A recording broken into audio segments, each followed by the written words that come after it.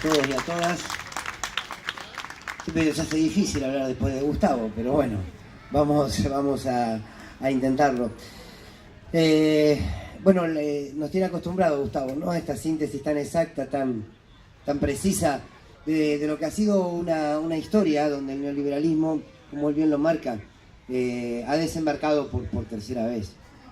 Y cuando esto lo llevamos puntualmente al gobierno que tenemos hoy conduciendo o destruyendo los destinos y el futuro de la Argentina, se abren otro montón de interrogantes. Interrogantes que tienen que ver con el día a día, que tienen que ver con cómo damos esas pequeñas batallas de las que también hablaba Gustavo todos los días. Y a veces uno está convencido que para eso es importante desnudar al enemigo, pegarle la vuelta, mirarlo de arriba, de abajo, de cada uno de los costados, porque de esa manera uno puede hacerle frente todos los días. Y una de las preguntas que muchos nos hacíamos cuando el gobierno de Mauricio Macri asumía, era si estábamos frente a una democracia o si estábamos frente a una dictadura. Muchos decían, esto es una dictadura, por 2 o 3 medidas que él llevó adelante, entre las que estaba el 2x1, los jueces a dedo, la destrucción de la Autoridad Federal de Servicios de Comunicación Audiovisual. Se veían los rasgos autoritarios y decían, es una dictadura. Y la verdad es que técnicamente no lo es. Pero muchos sostenían también, estamos entonces frente a una democracia porque Mauricio Macri llegó a través del voto popular. Y la verdad es que el argumento de que se vive en democracia porque quienes gobiernan llevaron al poder a través del voto popular es bastante pobre como argumento, bastante miserable, digamos. Por tanto, uno entendió que era importante poder por lo menos advertir de qué manera ejerce el poder este gobierno. Y por eso salió el nombre del libro La Inquisición Neoliberal. Porque el neoliberalismo lo explicó muy bien Gustavo. Ahora, las lógicas de cómo se ha instalado y cómo se está instalando hoy nuevamente es con una lógica inquisidora, con una lógica de persecución, con una lógica de quebrar los lazos sociales, con la lógica de instalar un nuevo orden social, de volver a traer a esta patria aquella vieja y perversa mirada y política, porque se sintetizaba una política de civilización y barbarie. Nuevamente estamos en la Argentina viviendo esa disputa de civilización y barbarie. La civilización, por supuesto, el mercado, los dueños del capital, los dueños de la tierra, los dueños del lenguaje, los dueños de una educación que estandariza, los que instalan aquello que está bien, que está mal, lo bello, lo que está afeado, lo políticamente correcto y lo incorrecto. Y de este lado, el campo nacional y popular. Casi una horda para ellos, la barbarie. La barbarie que hay que adoctrinar, la barbarie que hay que volver a encajar en ese statu quo donde el neoliberalismo puede hacer de nuestras vidas lo que quiere. Porque este gobierno, el Frente Cambiemos, no ha llegado a la Argentina solamente para instalar un modelo económico que, como contaba Gustavo, tiene años y que lo aplican casi de memoria. Vinieron por sobre todo a instalar un nuevo orden social. Vinieron por sobre todo a que cada uno de nosotros y de nosotras crea y se convenza que lo que vivimos en la Argentina en los últimos 15 años fue una creencia y que no fue un derecho. Volvieron a instalar esta perversa convicción que ellos tienen por sus necesidades propias de que el otro siempre es el enemigo, el otro siempre es el adversario, el otro es siempre la amenaza que me va a venir a quitar aquella pequeña porción de baldosa que me da un modelo que solo le da mucho a unos pocos y que le da nada a las mayorías. Vinieron a instalar una lógica en donde cada uno de nosotros se entienda que la política la definen otros, por eso se robaron nuevamente la política, y que simplemente lo que nos queda es acompañar los plazos de una democracia. Cuando este gobierno, y ustedes se acordarán muy bien, dijo que les hicieron creer que podían vivir calefaccionados, eso fue Vidal, que se hicieron creer que podían irse de vacaciones y comprarse un celular, ese fue Fraga, y otros tantos. Uno dice, bueno, qué sé yo, una manera de decir, queda ahí nomás, no. Ellos no hablan de creencia por casualidad, porque al mismo tiempo, a ellos mismos y a todos sus voceros, a ninguno se le escapa de su boca la palabra derecho. Este gobierno y sus funcionarios no hablan, no pronuncian siquiera la palabra derecho. Y no es casualidad. Y ustedes seguramente saben por qué no es casualidad.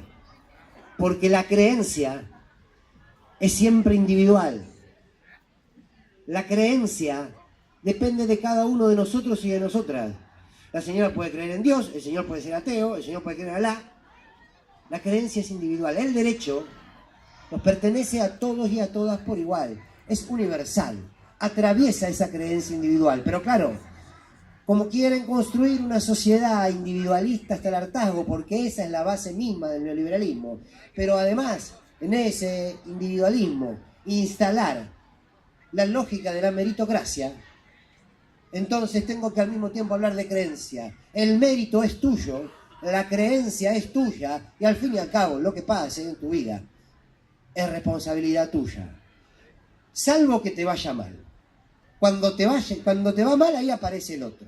Y el otro por lo general es el piquetero. Y el otro por lo general es el estudiante que toma la escuela. Y el otro por lo general es el trabajador que va a reclamar por paritarias dignas y justas. El otro es aquel que se organiza y que se moviliza. Todo aquel que pone en discusión este modelo cultural, político y económico es tu enemigo. Y eso vinieron a instalar. Porque si hay algo que tiene claro este poder, es que pretende que esa persecución inquisidora, que a Rafael Nahuel lo mató por la espalda, que a Santiago Maldonado lo empujó a un río entre medio de una balacera y lo asesinó, y que se expresa en cada una de las manifestaciones que terminan con represiones brutales generadas por ellos mismos, en realidad lo ideal para este gobierno es que esa tarea la hagamos nosotros. Quiero decir, los chocobar son el modelo que el gobierno necesita. Un policía que te dispara por la espalda y que luego de haber asesinado a un hombre reciba los aplausos de la ministra de Seguridad, que al mismo tiempo, Patricia Bullrich, ¿no? Que al mismo tiempo es la ministra de Educación, y al mismo tiempo es la ministra de Desarrollo Social, porque el neoliberalismo educa con represión y organiza socialmente al país a través de la represión. Casi que Bullrich podría agarrar los 3 ministerios. Ahora, necesitan que se multipliquen los carniceros. Ese carnicero que salió porque le habían robado y atropelló al supuesto ladrón y le pasó 3 veces, por si una no alcanzaba, por encima de su cuerpo con el auto. Y fue a un juicio popular y le dijeron, no pasa nada. El gobierno necesita que se multipliquen, porque hay que romper esos lazos sociales. Hay que romper esos lazos sociales, porque además el campo nacional impopular, para una lógica inquisidora como la de este gobierno, simplemente debe asumir y aplaudirse en su rol de esclavo. Es esta sociedad la que debe aplaudir de pie a su verdugo, y esto lamentablemente pasa. En la Argentina está pasando que los esclavos salen a marchar, a gritar a viva voz el nombre de su amo. Pasa que uno se encuentra con un amigo, con un vecino y le dice, no doy más, no llego a fin de mes. Son 1.700 pesos de luz, 1.800 pesos de gas, el agua superó los 2.000 pesos, pago alquiler, el inquilino no se hace cargo de nada, no doy más. Y uno lo mira y espera. Y dice, pero lo volvería a votar. Porque esa no tiene que volver más. Y ahí hay una cuestión que nos pasa como sociedad, y que no es casual, que hay una construcción, hay un lenguaje que nos determina de una manera. Algo pasa para que un hombre o una mujer, siendo consciente que antes vivía mejor, prefiera hoy vivir peor, con el simple hecho de diferenciarse de aquel o de aquella que el poder le dijo que debía diferenciarse. No importa lo que seas, importa de quién te diferencias. ¿Qué opinás sobre el Estado? ¿Qué opinás sobre la educación pública? No sé. ¿Qué opinás sobre la salud pública? No. ¿Qué opinás sobre esa relación entre el mercado y el Estado y cómo debe ser esa función de poder? No sé. Pero yo acá no soy. Alcanza. Alcanza, ¿por qué? Porque ese lenguaje, esa política comunicacional que se instala culturalmente, construye a un hombre y una mujer proclive y necesaria para que el neoliberalismo se instale, como Campana sintetizaba recién, en 48 años, 3 veces. Es mucho, decía Gustavo, y claro. Ahora, han trabajado en cada uno de nosotros y de nosotras para que haya una sociedad que esto lo reciba casi con naturalidad. Porque se apropiaron del lenguaje. Y porque hay una frase muy conocida seguramente por todos y por todas, que es que quien nomina, con N, quien nomina, domina, con D. Quien le pone nombre a las cosas, las llama, las atrae y educa. Entonces, al hombre y a la mujer que se levantan una mañana y deciden ir a cortar una ruta, porque luego de 25 años de trabajar en una fábrica llegaron a la puerta y los portones estaban cerrados y alguien de seguridad le dijo: estás en la lista, vos no entrás. Pero ese hombre y esa mujer llegaron a cortar esa ruta. Ese lenguaje que nomina, que ya los nominó, termina diciéndole: estos no quieren laburar. Y así lo podemos encontrar en cualquier ejemplo. Y así se construye una sociedad que reclama poco. Cuando Hegel, el filósofo alemán Hegel, hablaba de la dialéctica del amo y el esclavo, decía: ¿saben por qué? Feynman lo explica muy bien. Y lo explica algo así. ¿Saben por qué el amo es amo? Por su decisión de matar. ¿Y saben por qué el esclavo es esclavo? Por su miedo a morir. Cuando el esclavo comienza a percibir, todo simbólicamente por favor, cuando el esclavo comienza a sentir, a percibir, a ser consciente de su posibilidad de matar, el amo empieza a tener miedo a morir y ahí se rompe esa relación. Claro, pero en la Argentina, insisto, en la primera fila, defendiendo las políticas de hambre, de exclusión, tenemos una porción enorme de la clase media que cada vez le va peor, pero sigue insistiendo. Y también una enorme porción del pueblo argentino muy pobre que también sigue defendiéndola. ¿Por qué? Porque se ha dado una lucha por la razón del poder que han ganado y que hay que hacerse cargo que han ganado y que hay que hacerse cargo de que el poder, cualquiera sea, el poder siempre tiene razón, porque de lo contrario no sería poder. Ahora, entendamos como razón la posibilidad concreta de instalar en la cabeza de cada uno de nosotros y de nosotras prejuicios, de instalar dogmas, de instalar principios, de construir sentido, de determinar ese límite que cae entre lo que es bueno y lo que no es, entre lo que es políticamente correcto y lo que no es. Esa posibilidad de instalar en la cabeza de cada uno de nosotros una realidad construye razón. Y cuando tenés el 95% de los medios de comunicación en tu poder, claro que la vas a construir, esa razón. Pero esa razón del poder entra en una lucha permanente, diaria, cotidiana, contra la verdad. Contra la verdad del campo nacional y popular. Sí, el campo nacional y popular podemos arrogarnos la verdad. Porque la verdad lo tienen los trabajadores de Astillero Río Santiago. Porque la verdad lo tienen los docentes que cada vez tienen menos salario y menos recursos para la educación. La verdad la tiene esa familia que estaba trabajando en Telam, que ahora, gracias a su lucha, ha recuperado su trabajo, pero que un día dejaron de estarlo. La verdad es esa relación directa entre el hecho, lo que pasa y lo que contamos. Sobre todo, cuando eso lo cuentan quienes menos tienen, porque no tienen ni por qué mentir. Ahora, esa lucha entre la razón y la verdad se da permanentemente. ¿Qué pasó en diciembre del 2015 en la Argentina? La razón del poder le ganó a la verdad de un pueblo que supo, sabía, porque lo construyó, que de esos 12 años que habían pasado la Argentina se había transformado y que su realidad era otra. Sin embargo, ese poder, 2 años antes de 2015, si se quiere bastante más, nos dijo que teníamos una presidenta yegua y puta que había firmado un memorándum con el terrorismo internacional, que había mandado matar un fiscal, que el candidato a gobernador en la provincia de Buenos Aires le decía la morsa porque había mandado matar a tres hombres, ¿se acuerdan lo del triple crimen? Que éramos una especie de sociedad despreciable porque teníamos un cepo cambiario, que la seguridad nos mataba en la calle. Y construyeron ese clima de ahogo, ese clima que era tan infernal lo que se vivía que no podías encender la televisión porque ella aparecía otra vez. Una porción de la sociedad, y grande, compró esa sensación, compró esa realidad. Y una vez que la instaló, una vez que el poder, Clarín a la cabeza, la instaló, Solo les quedó ponerle el nombre al frente. Cambiemos. ¿Cambiemos qué? Toda la mierda que yo les dije que ustedes vivían. Ahora, hoy sigue estando la misma discusión. Hoy sigue estando la misma disputa, desde lo comunicacional y desde el lenguaje. Y sigue estando permanentemente. Y la están llevando adelante cueste lo que cueste.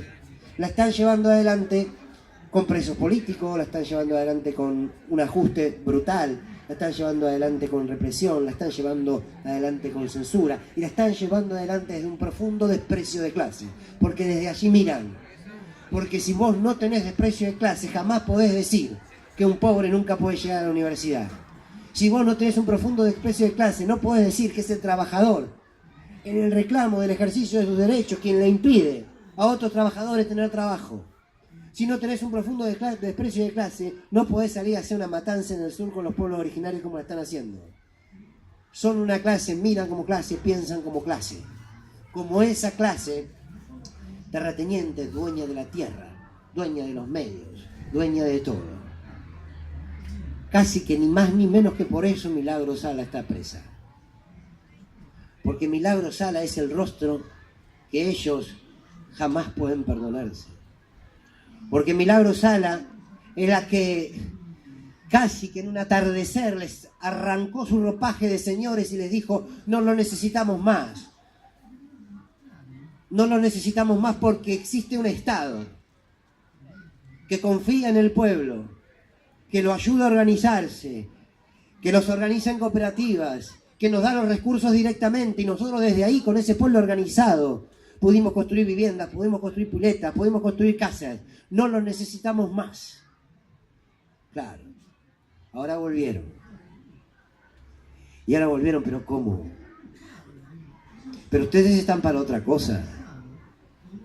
Pero a ver si asumen su rol en la historia y su rol en la historia de la humanidad.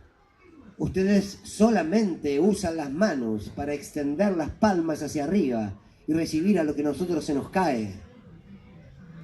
Ustedes como pobres no tienen siquiera ni el permiso de desear salir de pobre. Y además sos mujer. Y además sos negra. Y además sos colla. Y está presa Milagro. Y lo dijo Sanz. Lo dijo Sanz en una entrevista en Radio Mitre.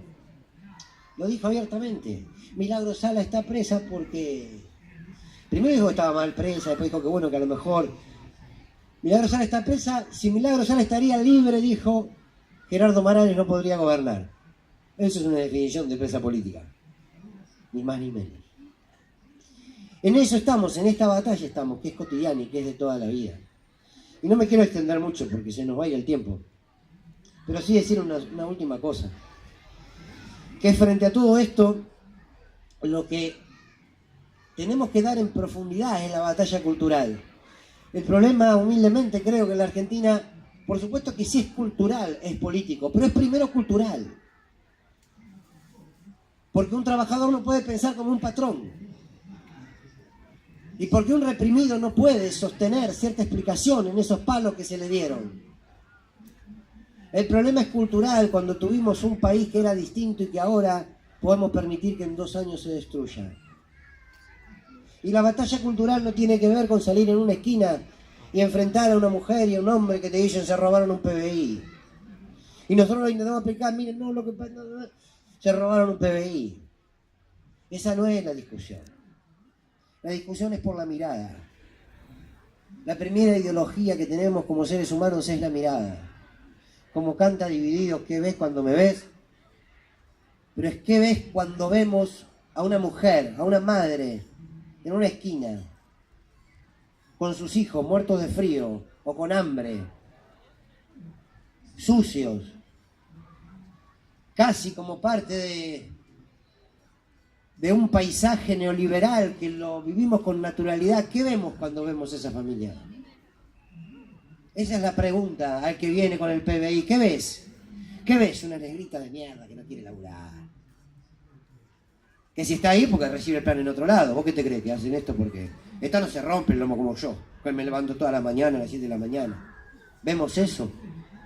¿O vemos que si existe esa mujer y esos chicos en la calle es porque existe un Estado que está ausente. Y en este caso no es un Estado ausente, es un Estado que necesita multiplicar a esas mujeres y esos niños en la calle para poder hacer esa transferencia de recursos de la que Gustavo hablaba. ¿Qué vemos cuando vemos eso? La mirada es la batalla cultural.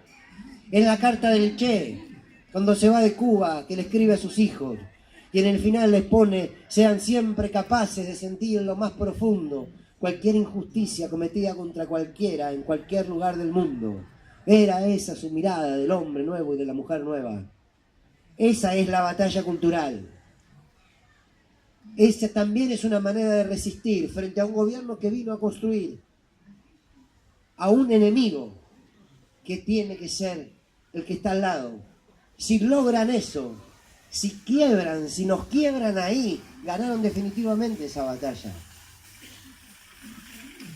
Y sí, como reflexión final, tomando un poco también lo que decía Gustavo, de esa esperanza que está siempre. Y que no es que está siempre como deber.